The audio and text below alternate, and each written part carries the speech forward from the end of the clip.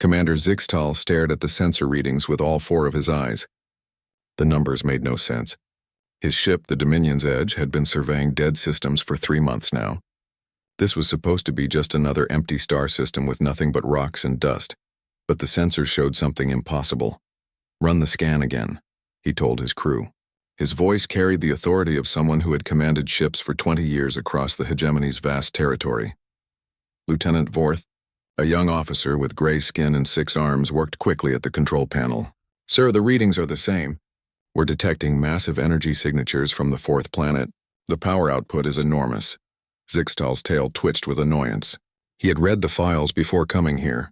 This system was called Kepler 442 by the humans back when humans still existed.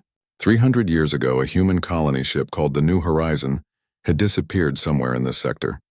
The humans were trying to expand beyond their homeworld back then, before the Great Purge ended their species forever. Everyone knew the story. Humans had been a young species barely capable of space travel. They used primitive rockets and slow ships that took decades to reach other stars. When the hegemony found them, humans were still fighting wars on their own planet with simple weapons. The Hegemony Council had decided humans were too violent and too primitive to join galactic civilization, so they had been eliminated. "Sir," another crew member called out. This was Dr. Keth Mora, the ship's science officer.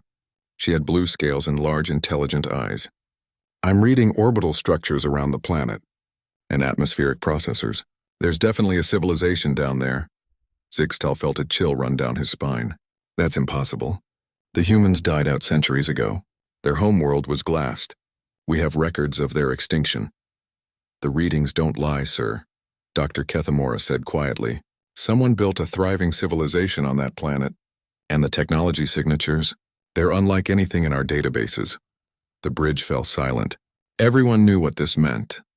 If there were survivors from that old human colony ship, they would be primitive refugees barely surviving on a hostile world. The hegemony could easily bring them into the Empire as a client species. It would be a simple matter of showing up with superior technology and offering protection in exchange for resources. "Set course for the 4th planet," Zixtal ordered. "Inform the crew we may have found human survivors. This should be straightforward." But as the Dominion's Edge moved deeper into the system, the sensor readings became more confusing. The planet showed signs of advanced terraforming. The atmosphere had been completely transformed from a toxic wasteland into something that could support life. Massive cities dotted the surface, connected by what looked like transportation networks that defied easy explanation. "Sir," Lieutenant Vorth said, his voice uncertain, "I'm reading energy shields around the major cities, and there are orbital platforms positioned throughout the system. They look like defensive installations." Zixtal studied the tactical display. The orbital platforms were massive, far larger than anything the hegemony typically built. More concerning was their design. They didn't look like the crude, boxy structures that primitive species usually created. These platforms had elegant curves and what appeared to be crystalline components that pulsed with energy. "What kind of weapons do they have?" he asked. Dr. Keith Mora worked at her console for several minutes. "I can't identify the weapon systems, sir. The energy patterns are completely unfamiliar. But the power levels, they're enormous. Each platform is generating more energy than a hegemony battlecruiser." This was becoming very strange. Primitive human refugees should not have been able to build anything like this. Even if they had somehow survived for 3 centuries, they would still be using basic technology. The humans that the hegemony had encountered before could barely manage fusion power and simple lasers. "Sir," the communications officer suddenly looked up from his station. His name was Jeklos, and his species had excellent hearing across multiple frequencies. "I'm picking up a transmission. It's directed at us. From the planet?" "Yes, sir. And, sir, they're speaking perfect hegemony standard." Zixtal felt his stomach drop. Hegemony standard was the official language of the Galactic Empire, a complex tongue that incorporated elements from dozens of species. It took years to learn properly, and most primitive species could never master it completely. "Put it through," he ordered. A voice filled the bridge. It was clearly human. The accent and vocal patterns matched the old recordings from centuries ago.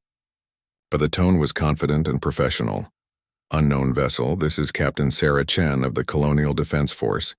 You have entered the territorial space of the New Geneva system. State your identity and purpose. The bridge crew looked at each other in shock. Colonial Defense Force? Territorial space. These were terms used by established governments, not by primitive survivors. Zixtal activated the communication system. This is Commander Zixtal of the Hegemony Survey Fleet. We had no idea this system was inhabited. We're conducting a peaceful survey mission. There was a pause before the human responded. Commander Zixtal, welcome to our system. We don't receive many visitors from the Hegemony. I assume you're surprised to find us here. That's an understatement, Zixtal replied honestly. Our records show that human civilization was destroyed 3 centuries ago. Our records show something different, Captain Chen said. And there was something in her tone that made Zixtal uncomfortable. It wasn't fear or desperation. It was the tone of someone who held all the cards in a negotiation. We would be honored to meet with representatives of surviving humanity, Zixtal said, falling back on diplomatic protocols. Perhaps we could arrange a meeting on the planet's surface? That can be arranged, Chen replied. However, you'll need to follow our landing protocols. We'll transmit the coordinates for New Geneva Spaceport. You may bring a small diplomatic party, no more than 5 individuals and no weapons. Zixtal was about to protest the restrictions when Dr. Kethmora caught his attention. She was pointing at her sensors with an expression of disbelief. Sir, she whispered, I'm reading the approaching ships now. There are 12 of them, and they're beautiful. On the main screen, the human fleet came into view. Zixtal had expected to see crude metal boxes with simple engines. Instead, he saw vessels that looked like works of art. Their hulls seemed to flow like liquid, with smooth curves that suggested organic growth rather than industrial construction. Crystalline sections pulsed with soft light, and their engines produced no visible exhaust yet moved the ships with impossible grace. Those ships, Lieutenant Vorth said quietly, they're more advanced than anything in the Hegemony fleet. Captain Chen's voice came through the speakers again. Commander Zixtal, our escort ships will guide you to the landing coordinates. Please follow their lead and maintain a respectful distance.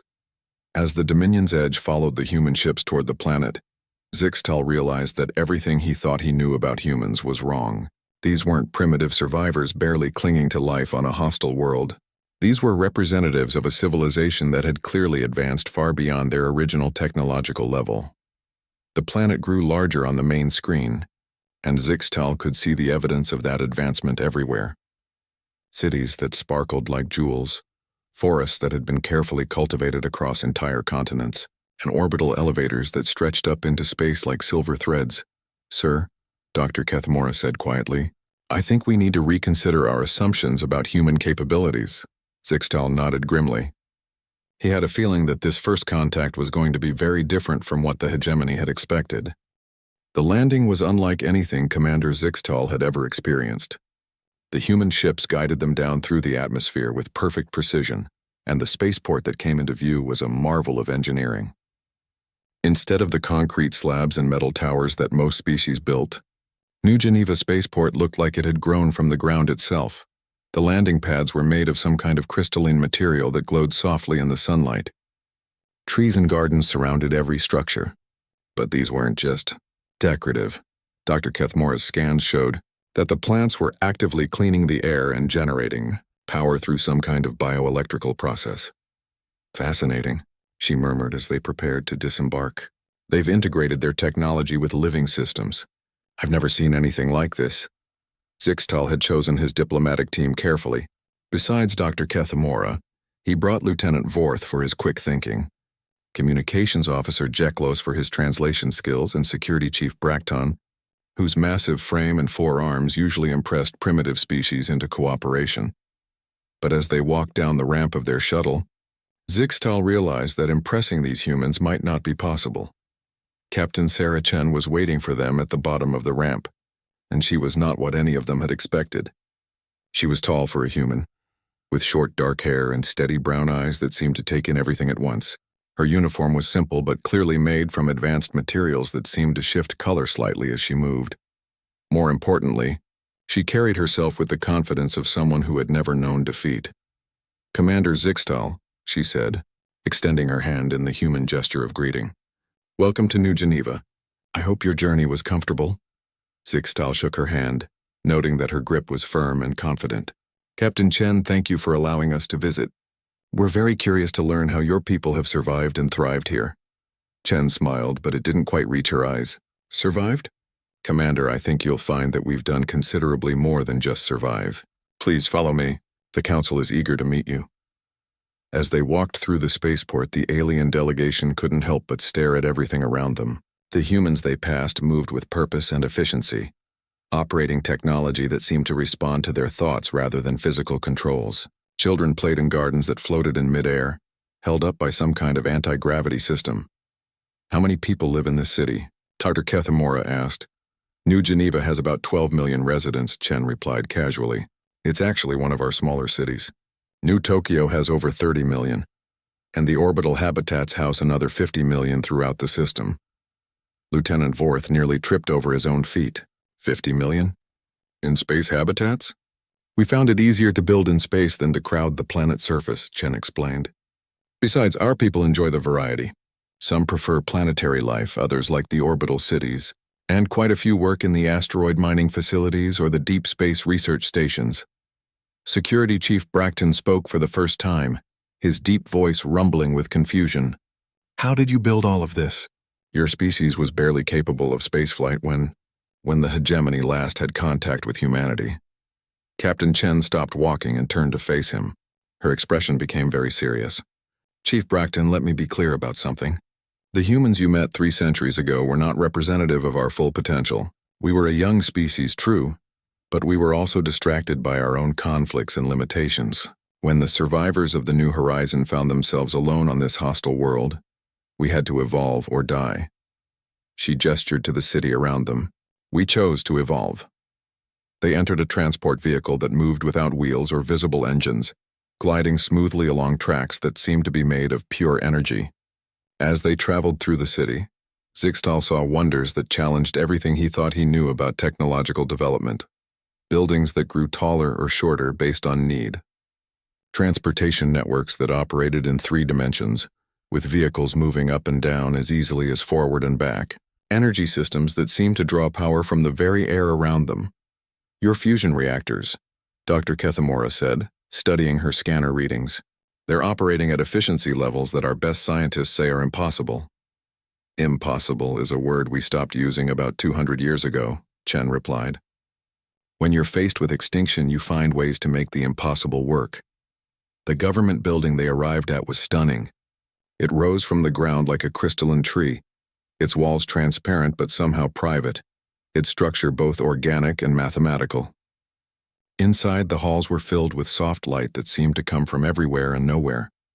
"The council chamber is this way," Chen said, leading them down a corridor whose walls displayed moving murals of the colony's history. Zixtal could see images of the original crash, the early struggle for survival, the first successful harvests, and the gradual transformation of the world.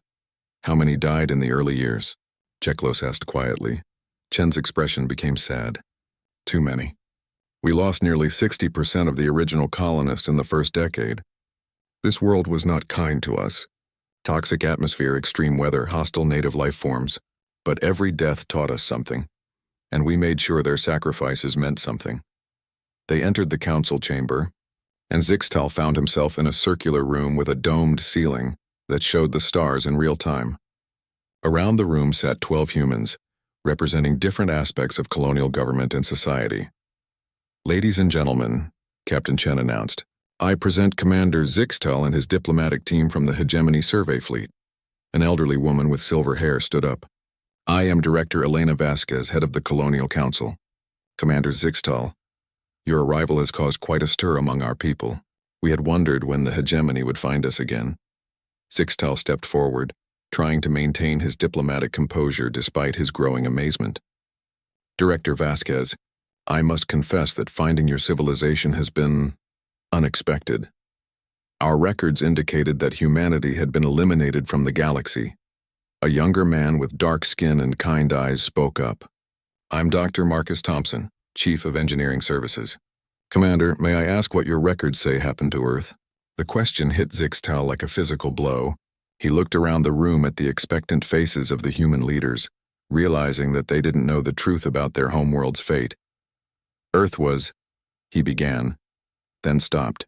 How do you tell the descendants of refugees that their entire species was deliberately destroyed? Earth was attacked, he said finally. The hegemony records show that it was completely destroyed. We were told there were no survivors anywhere in human space. The room fell silent. Several of the council members exchanged glances that Zixtal couldn't interpret. Finally, Director Vasquez spoke. Commander, we appreciate your honesty, but I think you should know that your records are incomplete. She gestured to the star display above them. We've been monitoring hegemony communications for over a century. We know what happened to Earth, we know why it happened, and we know that the official story the hegemony tells about humanity's extinction is not entirely accurate. Dr. Kethamora leaned forward. What do you mean? Captain Chen answered. We mean that humanity's disappearance from the galaxy was not as complete as the hegemony believes, and our development over the past 3 centuries has been considerably more successful than anyone could have predicted.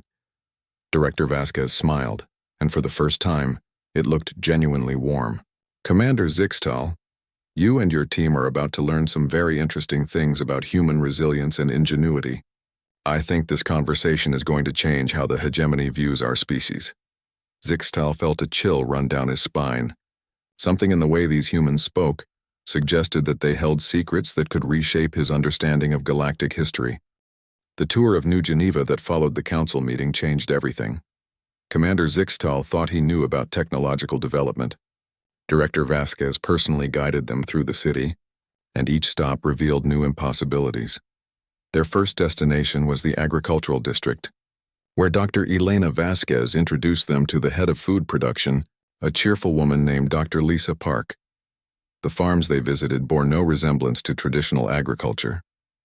We grow everything in vertical towers, Dr. Park explained, leading them through a structure that stretched up into the clouds.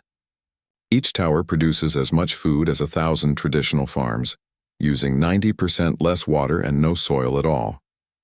Dr. Kethamora stared at the growing chambers with fascination. How is this possible? The plants are growing in pure light. We discovered that plants don't actually need soil, Dr. Park replied. They need nutrients, water, and specific light frequencies. Once we figured out the exact combination each plant species required, we could grow anything anywhere. Lieutenant Vorth pointed to massive fruits hanging from trees that seemed to be made of crystal. What are those? Genetic modifications of Earth fruits, Dr. Park said proudly. Those apples contain all the nutrients a human needs for an entire day, and they taste better than anything our ancestors ever grew. We've eliminated malnutrition completely. Security Chief Bracton looked skeptical. Genetic modification is extremely difficult. Even the most advanced hegemony species struggle with it. Dr. Park smiled. Chief, when your children are dying of starvation on a toxic world, you learn to do difficult things very quickly. We had no choice but to become experts at genetic modification. Their next stop was the Energy Production Center, where they met Chief Engineer Marcus Thompson. The facility was beautiful rather than industrial, with flowing lines and crystalline structures that hummed with power. This single facility powers the entire city, Thompson explained, plus our manufacturing centers, transportation networks, and defensive systems. And it does it without producing any waste products. Jeklaw studied his readings with amazement. The energy output is incredible. What's your power source? Thompson pointed to a structure at the center of the facility that looked like a miniature star contained within transparent walls. Fusion, but not the way most species do it. We discovered how to create stable fusion reactions that are completely clean and incredibly efficient. That's impossible, Dr. Kethamora said automatically. Fusion reactions are inherently unstable. The energy requirements for containment make them inefficient. They were inefficient when we started, Thompson agreed. But we had 3 centuries to work on the problem. When your survival depends on solving impossible problems, you tend to find solutions that nobody thought existed. He led them to a control panel made of what looked like liquid light. Our fusion reactors operate at 97% efficiency. We've eliminated the instability problem by using magnetic fields that respond to the reactor's output in real time. The system essentially controls itself. Commander Zixtal felt his world shifting. The hegemony's best fusion reactors operated at 60% efficiency, and they were considered marvels of engineering. Their final major stop was the communications center, where director Yuki Tanaka showed them technology that defied everything they understood about physics. "This is our quantum communication array," Tanaka explained, gesturing to a room filled with crystalline structures that pulsed with soft colors. "We can send messages instantly to any point in the galaxy." "Instantly?" Zixtal asked. "That violates the fundamental laws of physics. Information cannot travel faster than light." Tanaka smiled. "Information can't travel faster than light through normal space. But quantum entanglement allows us to transmit data through quantum space instantaneously, regardless of distance." She activated a console, and the crystals began to glow brighter. "We're currently in communication with our deep space research stations, our asteroid mining facilities, and our other colonies throughout this system. All in real time." Dr. Kethamura's hands shook as she took readings. "The energy patterns. I've never seen anything like this. How did you discover quantum communication?" "Necessity," Tanaka replied simply. "When you're spread across multiple worlds and space stations, you need reliable communication. We couldn't wait hours or days for messages to travel between our facilities." As they walked back toward the government building, Director Vasquez pointed out other marvels. Medical centers that could regrow entire limbs, schools where children learned by directly interfacing with quantum computers, manufacturing plants that could create any material they needed by rearranging atoms. "How many people live in your entire colony?" Commander Zixtal asked. "In this system?" "About 200 million, Vasquez replied. "We have colonies on 6 planets and dozens of space habitats. Each world specializes in different research and production areas." Lieutenant Vorth stopped walking. 200 million? How is that possible? You started with one ship." Captain Chen, who had been quiet during most of the tour, finally spoke. "We've had 3 centuries to grow, Lieutenant. And we've become very good at creating sustainable populations." Back in the council chamber, Director Vasquez offered them seats around a conference table that seemed to be made of crystallized energy. "Commander Zixtal," she said seriously, "I think it's time we had an honest conversation about what happened to humanity and what we've accomplished since then." She activated a holographic display that showed the galaxy. Red markers indicated the locations of the old human colonies. "The New Horizon wasn't the only ship that escaped the destruction of human space," she said. "There were dozens of colony ships that launched before Earth fell. Most of them were presumed lost, but we've been in contact with 17 other human colonies across the galaxy." Zixtal felt his blood turn cold. 17? Each colony developed independently, Vasquez continued. Some focused on military technology, others on science and exploration. Some became traders, others became researchers, but all of them survived, and all of them advanced far beyond our original technological level. Dr. Marcus Thompson spoke up. "Commander, the humans you encountered 3 centuries ago were barely beginning to explore space. We were focused on our own conflicts and limitations, but isolation and necessity forced us to grow up very quickly." Captain Chen leaned forward. "Every human colony faced the same choice, evolve or die. We all chose to evolve." Dr. Kethamura's voice was barely a whisper. "If there are 17 human colonies, each as advanced as this one, then humanity never actually died," Director Vasquez finished. "We were scattered, isolated, and forced to develop in secret, but we never stopped growing, learning, and advancing." She changed the holographic display to show detailed readouts of human technological capabilities. "We have faster-than-light travel that doesn't require the hyperspace routes the hegemony depends on. We have weapons that could crack planets, but we've never used them for conquest. We have medical technology that has eliminated aging and most diseases." Commander Zixtal stared at the display, his mind struggling to process what he was seeing. "Why are you telling us this?" Director Vasquez smiled sadly. "Because the galaxy is changing, Commander. The hegemony is facing resource shortages, political instability, and technological stagnation. We've been watching for decades, and we think it's time to reintroduce humanity to galactic civilization. But not as refugees or client species," Captain Chen added firmly. "As equals. As partners who have something valuable to contribute." The implications hit Zixtal like a physical blow. If humanity had truly developed this far, if there were multiple colonies with technology superior to the hegemonies, then everything the galaxy thought it knew about human capabilities was wrong. "What do you want from us?" he asked. Director Vasquez's expression became hopeful. "We want to end 3 centuries of isolation. We want to share our discoveries with species that can benefit from them, and we want to help solve some of the galaxy's biggest problems. She paused, looking directly at Zixtal. But first, we need to know if the hegemony is ready to accept that humanity has returned to the galaxy as something much more than they expected. Commander Zixtal spent a sleepless night in the guest quarters that the humans had provided. The rooms were more comfortable than anything he had experienced on the most luxurious hegemony worlds, with walls that adjusted their opacity based on his mood and furniture that seemed to anticipate his needs before he expressed them. But comfort was the last thing on his mind. The implications of what he had learned were staggering. The next morning, Captain Chen arrived to escort him to what she called a demonstration of our defensive capabilities. She seemed different somehow, more serious and focused. "Commander," she said as they walked through corridors that sparkled with embedded technology. "Before we proceed, I need to ask you a direct question. What will happen when you report our existence to the Hegemony High Command?" Zixtal had been dreading this question. "Honestly, they'll view you as a potential threat, a species that advanced this quickly, with technology superior to ours. The Council will want to either control you or eliminate you." Chen nodded grimly.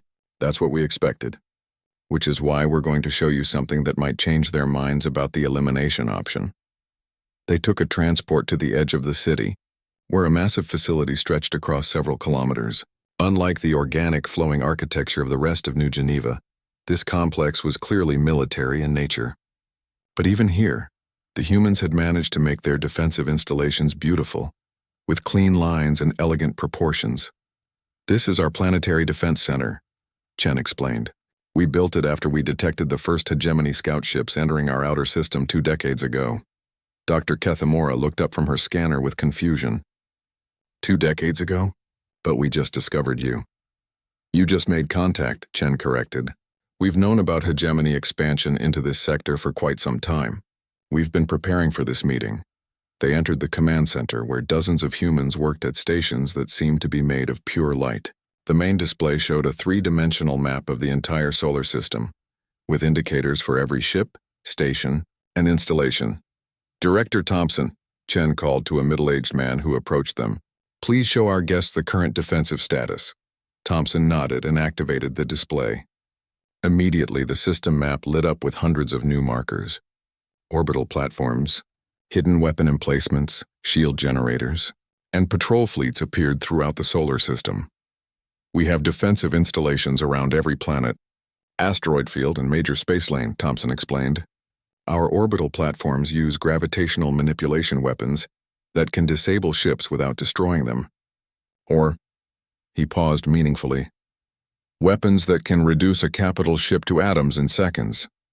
Lieutenant Vorth stared at the display in shock. "There must be thousands of installations. How did you build all of this without anyone noticing?" "We're very good at hiding things," Chen replied. "We've had centuries to perfect stealth technology. Most of our defensive platforms are invisible to conventional sensors." Security Chief Bracton studied the tactical display with professional interest. "These weapons? What's their range?" "Planetary range for defensive purposes," Thompson answered. "But our long-range weapons can reach any point in this solar system, and our fastest ships can travel from here to the edge of the system in 6 hours." Dr. Kethamora was taking continuous readings with her scanner, and her expression grew more amazed by the minute. "The power levels are incredible. Each of those platforms is generating more energy than a hegemony dreadnought." "We don't like to waste energy," Thompson said with a slight smile. "Efficient power generation and efficient weapon systems. We learned early that survival depends on making every resource count." Captain Chen led them to another section of the facility, where they were introduced to Admiral Sarah Martinez, head of the Colonial Defense Force. "Admiral Martinez," Chen said, "please show our guests the current fleet status." Martinez was a woman in her 50s with gray hair and sharp eyes that seemed to see everything at once. She activated another display, and suddenly the space around the planet filled with ship markers. "This is our home defense fleet," Martinez explained. 50 vessels ranging from patrol craft to heavy cruisers. Each ship uses technology that's about 50 years ahead of current hegemony standards. Commander Zixtal studied the ship designs on the display. Like everything else the humans had built, their warships were elegant and efficient rather than bulky and intimidating. "What's your fastest ship?" he asked. "Our interceptors can reach 95% of light speed in normal space," Martinez replied casually. "In quantum space, they can travel between star systems in days rather than months." The alien delegation looked at each other in stunned silence. The hegemony's fastest ships could barely reach 60% of light speed, and their hyperspace travel took weeks to cover the same distances. "Admiral," Jeklos asked quietly, "what would happen if the hegemony sent a battle fleet to this system?" Martinez exchanged a look with Captain Chen before answering. "Communications officer, we've run extensive simulations. A typical hegemony battle fleet of 100 ships would be neutralized within hours. We wouldn't even need to use our heaviest weapons." She changed the display to show a tactical simulation. "Our defensive platforms would disable their engines and weapon systems. Our ships would surround them and offer them the choice to surrender or be destroyed. We prefer not to kill people unnecessarily." Dr. Kethmora's voice shook as she spoke. "You could defeat an entire hegemony battle fleet? We could defeat multiple battle fleets simultaneously," Admiral Martinez replied matter-of-factly. "But we really hope we never have to prove that." Captain Chen led them to one final destination, the Colonial Military Academy. It was a beautiful campus with gardens and flowing water features, but the students they passed were clearly training with the most advanced equipment imaginable. "These are our future officers and scientists," Chen explained. "They learn military tactics, but they also study diplomacy, science, and engineering. We believe that the best defenders are people who understand what they're protecting." They watched a training exercise, where young humans practiced with weapons that fired coherent energy, beams with pinpoint accuracy. The targets they hit weren't just destroyed, they were completely disintegrated at the molecular level. "How long does it take to train someone to use those weapons?" Bracton asked. "About 6 months for basic proficiency," Chen replied. "But we start teaching our children about defensive principles when they're very young. Everyone in our society understands that our survival depends on our ability to protect ourselves." As they walked back toward the city center, Commander Zixtal finally asked the question that had been haunting him all day. "Why are you showing us all of this?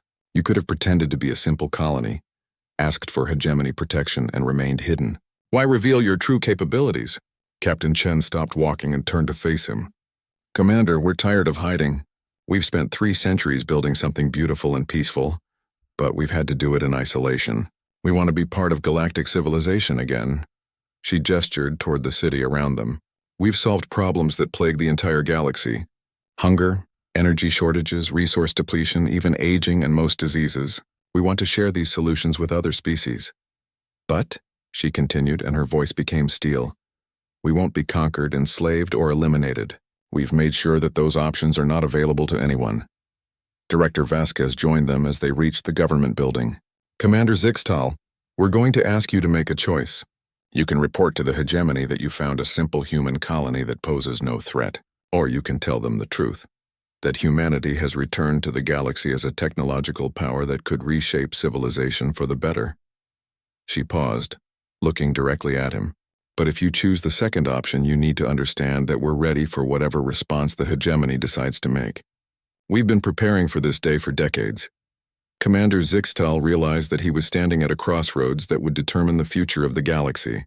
The choice he made in the next few hours could lead to a new age of cooperation and advancement, or to a war that would make the ancient conflicts look like minor disputes. And he was beginning to understand that if it came to war, humanity would not be the side that lost. Commander Zixtal stood alone in his quarters, staring out at the city of New Geneva as it sparkled in the evening light. In just 2 days, everything he thought he knew about the galaxy had been turned upside down. The communication console beside him blinked steadily, waiting for his report to Hegemony High Command. He had been an officer for 20 years. He had followed orders, served the Empire faithfully, and believed in the hegemony's mission to bring order and civilization to the galaxy. But now he faced a choice that would define not just his own future, but possibly the future of every species in known space. A soft chime announced a visitor. Captain Chen entered carrying 2 cups of something that smelled wonderful. "I thought you might like to try our coffee," she said, offering him one of the cups. "It's a traditional human beverage, though we've improved the recipe quite a bit over the centuries." Zixtal accepted the cup gratefully. The liquid was warm and had a complex flavor that seemed to clear his mind. "Captain," he said finally, "I need to ask you something, and I need you to be completely honest with me." "Of course. If the hegemony responds to my report with hostility, how many people will die?" Chen sat down across from him, her expression becoming very serious. "That depends entirely on how hostile they decide to be, Commander. If they send a diplomatic mission, no one dies. If they send a battle fleet, well, we'll defend ourselves, but we'll try to minimize casualties." She leaned forward. "But Commander, there's something else you need to know. Something we haven't told you yet." Sixtal felt his stomach tighten. "What?" "We're not the only ones who've been watching the hegemony," Chen said quietly. "The other 17 human colonies have been monitoring the situation as well. If the hegemony attacks any human settlement, all 18 colonies will respond. The implications hit him like a physical blow. All of them? Even the ones in other sectors of the galaxy?" "Especially those," Chen confirmed. "Some of our colonies have focused on military development. They have weapons and ships that make our defensive capabilities look primitive. Others have focused on science and have developed technologies that could revolutionize galactic civilization." She activated a small holographic projector, showing him a map of the galaxy with markers indicating human colonies. "The colony at Rigel specializes in medical technology. They've eliminated aging and can regrow organs in days rather than months. The settlement near Vega has developed manufacturing techniques that can produce any material you can imagine. The colony in the Centauri system has created ships that can travel across the galaxy in weeks." Sixtal stared at the map. The human colonies were scattered across hegemony space and beyond, positioned in strategic locations that could influence dozens of star systems. "You've been planning this for decades," he said. "For over a century," Chen admitted. "We knew that eventually we would have to reveal ourselves. We wanted to be ready to contribute to galactic civilization, not just survive in it." She changed the display to show technological specifications. "Commander, we could solve most of the hegemony's major problems within a generation. Energy shortages, resource depletion, food scarcity, medical limitations. We have solutions for all of these challenges. But first," she continued, "the galaxy has to accept that humanity has a right to exist and to determine our own future." Sixtal set down his coffee cup and walked to the window. Below him, the city hummed with peaceful activity. Children played in floating gardens while their parents worked with technologies that seemed like magic. It was a vision of what civilization could become. "What would you do?" he asked. "If you were in my position, what would you report?" Chen joined him at the window. "I would tell the truth, all of it. Because lies and half-truths are what got the galaxy into this situation in the first place." She pointed to a group of human children who were playing with alien toys, gifts from his crew to the local families they had. "Matt, those children have never known war, Commander. They've never known hunger or disease or despair. They believe that the universe is a place where different species can work together to solve problems and create beautiful things." Her voice became sad, but they also know their history. They know what happened to Earth and why. They've been raised to defend themselves and their way of life if necessary. Sixtal made his decision. He returned to the communication console and activated the connection to Hegemony High Command. Admiral Krelnos, his superior officer, appeared on the screen within minutes. "Commander Sixtal," the Admiral said in his usual gruff tone. "Report, what did you find in that dead system?" "Admiral," Sixtal said carefully, "I found something that will change everything we thought we knew about human capabilities and galactic history." Over the next hour, he told Admiral Krelnos everything. The advanced technology, the thriving civilization, the other human colonies, and the offer of partnership rather than subjugation. When he finished, the Admiral was silent for a long time. "Commander," Krelnos said finally, "are you certain about these claims? Superior technology? Multiple colonies? This sounds impossible." "Admiral, I've seen their cities, their weapons, their ships. I've talked to their leaders and scientists. Everything I'm telling you is true. And they're willing to share their technology in exchange for being treated as equals in galactic civilization. They want to end centuries of isolation and contribute to solving the galaxy's problems." Admiral Krelnos leaned back in his chair. "Commander, I'm going to need detailed reports, technical specifications, everything you've observed. The High Council will need to review this information carefully." "Admiral," Sixtal said, There's something else. Captain Chen has offered to host a formal diplomatic mission. She suggests that representatives from the High Council visit this system personally to see what humanity has accomplished.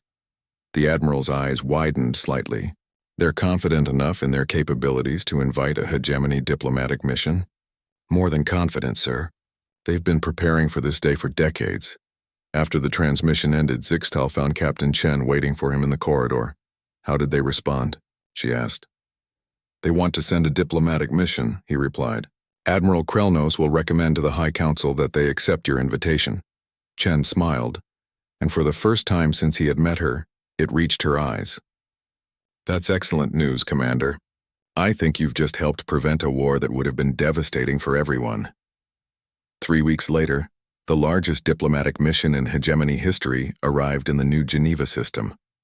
12 ships carrying representatives from every major species in the Empire, along with scientists, military observers, and cultural experts. What they found exceeded even Commander Zixtal's reports. The humans not only demonstrated their technological capabilities but also their commitment to peaceful cooperation. They offered gifts of medical knowledge that could extend the lifespan of every hegemony species by centuries. They shared energy production techniques that could end resource wars forever. They provided manufacturing technologies that could eliminate scarcity throughout the galaxy. Most importantly, they proved that advanced technology and peaceful civilization could coexist. The formal agreement, signed 6 months later, established humanity as a full member of galactic civilization for the first time in 3 centuries. The human colonies became research and development centers where the galaxy's greatest challenges were solved through cooperation between species. Commander Zixtal was promoted to Admiral and assigned to head the new Human Hegemony Cooperation Council. His first mission was to visit the other human colonies and establish formal diplomatic relations with each of them. As he prepared to depart New Geneva for his new assignment, Captain Chen met him at the spaceport. Admiral Zixtal, she said, I want to thank you for making the right choice. You could have recommended that the hegemony try to conquer or control us. Captain, he replied, I saw what you had built here. I saw the kind of future that's possible when species work together instead of fighting for dominance. That future was worth preserving. He looked up at the stars, where human and hegemony ships now traveled together on joint missions of exploration and discovery. Besides, he added with a smile, I realize that the galaxy is big enough for everyone to thrive, as long as we're willing to help each other grow. As his ship departed New Geneva, Admiral Zixtal watched the planet shrink behind him and felt hopeful about the future for the first time in years. Humanity had returned to the galaxy, not as conquerors or supplicants, but as partners in building a civilization that could reach for the stars together. The age of isolation was over. The age of cooperation had begun.